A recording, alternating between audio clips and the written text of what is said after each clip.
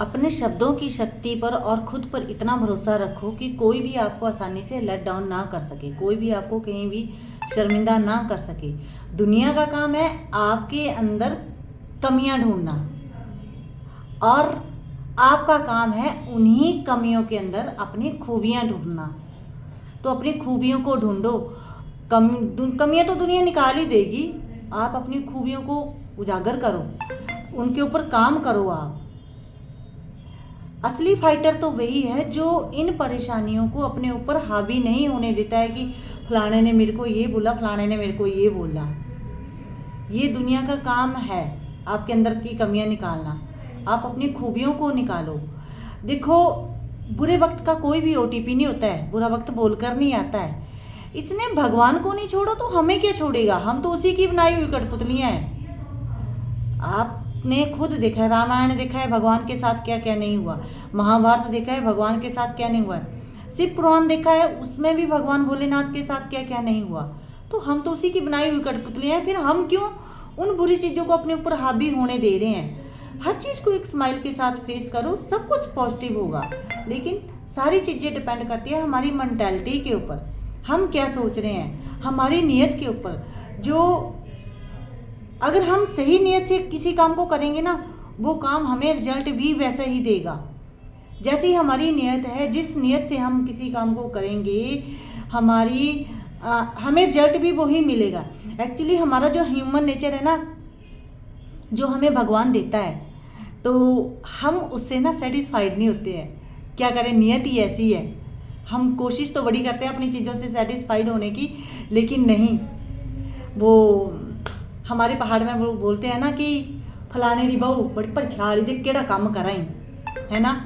अब यही बात अगर यहाँ प्रोफेशनल लाइफ में आती है, यार फलानी कंपनी का एम्प्लॉय है, वो कैसे ऐसे काम करता है, या वो फलानी कंपनी है वो ऐसे कैसे चल रही है, कैसे ग्रो हो रही है।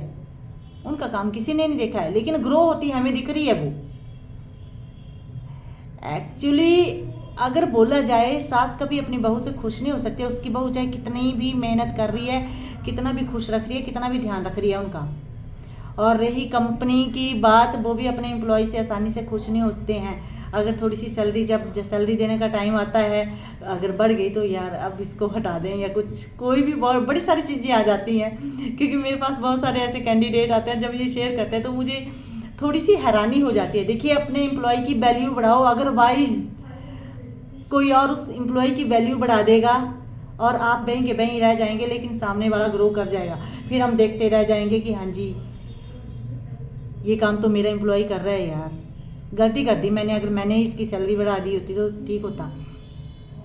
आपको पता है कि इंडिया के सारे साइंटिस्ट ना बाहर गए हुए हैं। ज़्यादातर साइंटिस्ट जो हैं बाहर का कोई नहीं है, इंडिया के ही गए हुए हैं। सबसे ज़्यादा दिमाग है, लेकिन पैसा कमाने की ऐसी होड़ मची हुई है कि अंग्रेजों के पास ही जाकर कमाना है।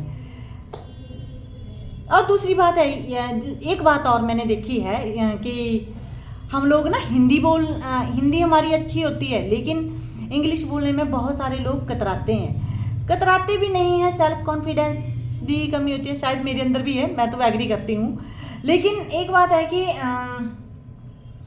जब इंडिया वाले इंग्लिश सीख सकते हैं, वो इतना स्ट्रगल करते हैं, जब बाहर की कंपनी वाले आते हैं तो उनके साथ इंग्लिश में बात करते हैं, तो क्या फॉरेनर नहीं सीख सकते? इतनी वैल्यू खुद की बढ़ानी चाहिए, होना चाहिए ना ये। लेकिन नहीं, जो इंडियन है ना, हमने उनके अकॉर्डिंग चलना है, हमने इंग्लिश सीख लेनी है, उसके ऊपर वर्क करना है। वो नहीं सीख सकते हिंदी। आते हैं इंडिया में घूमने के लिए आते हैं, लेकिन उनको इतनी हिंदी नहीं आती है बोलने। करते तो हैं ट्राई, शायद कुछ लोग, ऐसा भी नहीं है कि नहीं करते हैं। लेकिन हम बहुत सारी चीज़ें ये देखते हैं कि हम दूसरों के अकॉर्डिंग क्यों चलने की कोशिश करते हैं, क्यों हम दूसरों की नकल करते हैं। अपने अकॉर्डिंग नहीं हम चल सकते हैं। हम अपने ऊपर वही वर्क नहीं कर सकते जो दूसरों को देखकर कर रहे हैं। जरूरी है कि दूसरों को देखकर करना है, खुद को देखकर नहीं हम कर सकते हैं। खुद अपनी सोच नहीं कर सकते कि ये सही होगा, अगर हम इसको इस वे में करेंगे ये ऐसे होगा। खुद की वैल्यू बढ़ाओ, अपने काम को आप फर्स्ट प्रायोरिटी पर रखो। जिस नियत से, मैं दोबारा रिपीट कर रही हूँ कि जिस नियत से हम काम को करेंगे, रिजल्ट वैसा ही आपको मिलेगा। हमेशा याद रखना, हमारी नियत सही होगी, ऑलवेज आपके साथ भी वैसा ही होगा, इसलिए नीयत सही रखें। Thank you.